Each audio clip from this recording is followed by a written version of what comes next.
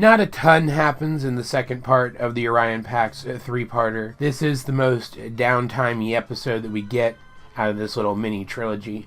But it's still a super interesting episode with a lot to talk about in it. If you recall where we left off, Starscream had just discovered the memory-deficient Optimus Prime, who thinks he is the Archiver Orion Pax again, working for Megatron, deciphering information on the Decepticon ship. Relatively soon after Megatron told Optimus that Starscream was dead, that he had been killed. And what's worse is Megatron has been avoiding people calling Orion Optimus Prime, because he doesn't want something to happen and Orion to figure out who he actually is. But Starscream doesn't know that, and the first thing he does is shout out, "Optimus Prime?" He and Orion Pax have a brief exchange, and Starscream, to his credit, catches on relatively quickly, at least the gist of what's going on, that Optimus isn't entirely himself, and that he is somehow a Decepticon now. And so Starscream at least has the presence of mind to play off calling him Optimus Prime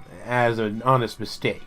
He says that Orion just reminded him of someone named Optimus Prime. And then he flees the ship, getting shot down out of the air on his way out. But this gets Orion thinking, and so he searches the Decepticon database for Optimus Prime, and this is actually where we get a neat early cameo for a character who we're going to meet relatively soon. Megatron has taken an image of Ultra Magnus and put it in the place of Orion's, of Optimus's image, under the entry for Optimus Prime. Which makes sense. Optimus and Ultra Magnus share a body mold. Ultra Magnus doesn't look a ton like Optimus, but he looks enough like Optimus that if there is any memory of Optimus in there, Orion should be fooled. But he's still not. He still decides to dig deeper, and so throughout the rest of the episode he's trying to uncover the previous version of this file so he can see what Optimus Prime actually looks like, discovering at the end that he is Optimus Prime. It was a very interesting, very good use of the character of Starscream, who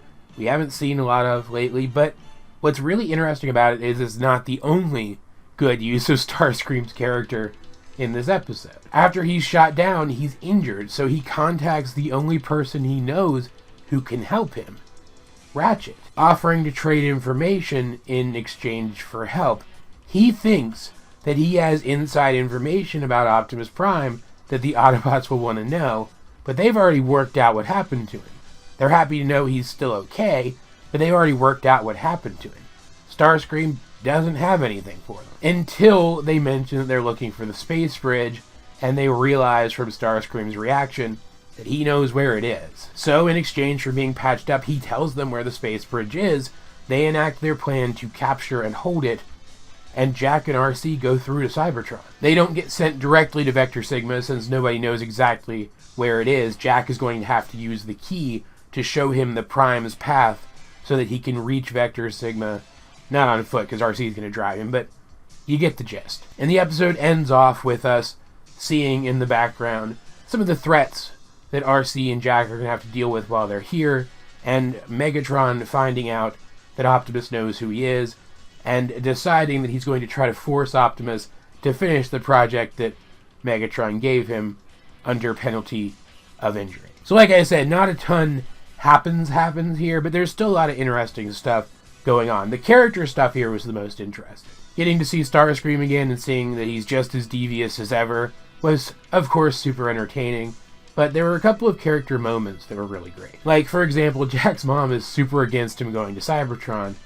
but she recognizes that he's the only one who can do it, that Optimus chose him for a reason, and she does trust Optimus. She's still not 100% sure, though, so Fowler actually steps up and gives Jack the support that he needs, offers him a state-of-the-art NASA spacesuit to ensure that he can survive on Cybertron in the first place, and just generally seeming rather encouraging of him.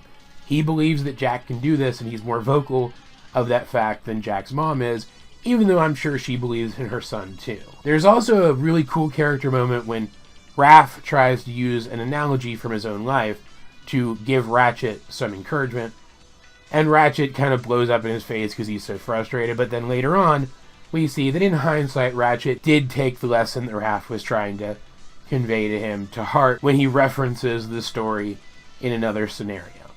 It was neat, it was subtle, and Ratchet still needs to simmer down a little bit. But overall, it was a really touching moment between these two characters who have been growing closer for a long time. Once they secure the ground bridge, they have to do the fake check-in thing from Star Wars A New Hope.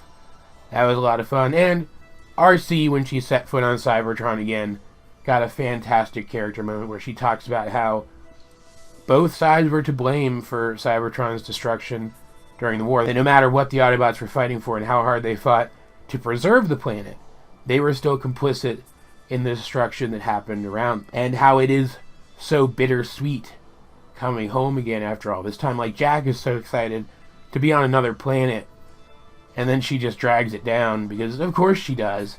This is going to be an emotional moment for her, and she's going to have very mixed feelings about it, and it was handled super well. This is a great episode. It's a great bridge between the setup and the climax of this little mini arc.